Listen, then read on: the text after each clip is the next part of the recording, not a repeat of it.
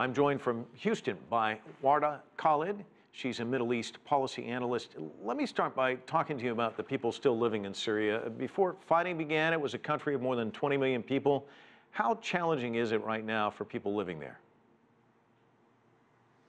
It is extremely challenging based on where you are in the country. So, for instance, as was mentioned earlier, in Aleppo, which has been controlled both by rebels and the Syrian regime, and it has been hit in recent days by airstrikes, it is at risk of being under siege. And the infrastructure there, especially in East Aleppo, has been destroyed. Hospitals are being bombed. The main road, Castello Road, which goes in and out of the city, has been bombed. But in Damascus, where the regime has control, it's a lot different.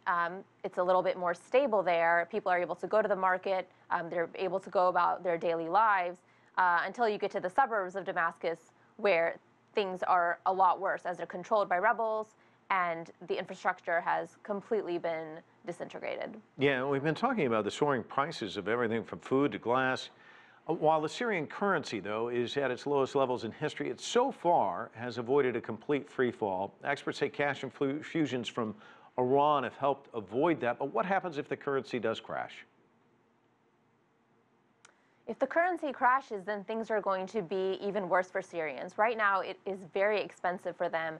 Even in Damascus, people are talking about how Ramadan doesn't feel as festive as it did in the past. Prices have skyrocketed for food, and people are often buying cheaper materials. They're foregoing meat and sweets, which they normally enjoy during the month, and they enjoy sharing it with their neighbors as well. They're not able to do that anymore. And so life will become a lot harder. In other areas like Syria, people aren't able to afford anything at all. The bakeries have been shut down because there's no flour. People are surviving on vegetables from their garden. They're waiting on food aid. The first aid from the UN came after 3 years a few days ago. And, even that, after they left, there was some retaliation and the city was bombed. So it's very, very difficult for them to live in this sort of economy. And we've all seen these images of so many of these people leaving Syria, making these harrowing journeys to try and find a new life in Europe. It brings to mind the question, why so many are staying? I mean, it's so bad there. And do you think that things can possibly get better? There are several reasons why people stay in Syria. It's not always a choice. And for instance, in besieged areas, people are essentially being held hostage, and it's too dangerous for them to leave. People in Syria, for instance, were talking about how when people in their town went to try to cross Syrian military checkpoints, they were killed, and so people are too afraid to leave. In other areas, people might be too poor. They don't have the funds to pay smugglers to take them to Turkey or other countries in Europe, as so many have done, crossing the Mediterranean Sea on that harrowing journey. And for other people, it's sentimental. This is the country that they're from. This is where their grandparents were, where their ancestors are from. And so for them to leave everything and just go and start again, it's very scary. And, some people in areas, they cross their fingers and hope that it's not going to get bombed.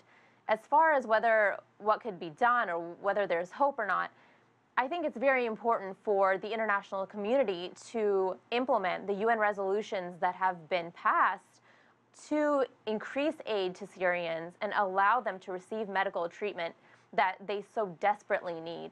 This should not be a compromise. People are starving to death under our watch. And so it is very important to go after that, as well as a diplomatic solution to this crisis, so that Syria can solve its political issues and come up with a government that is going to be amenable to all populations.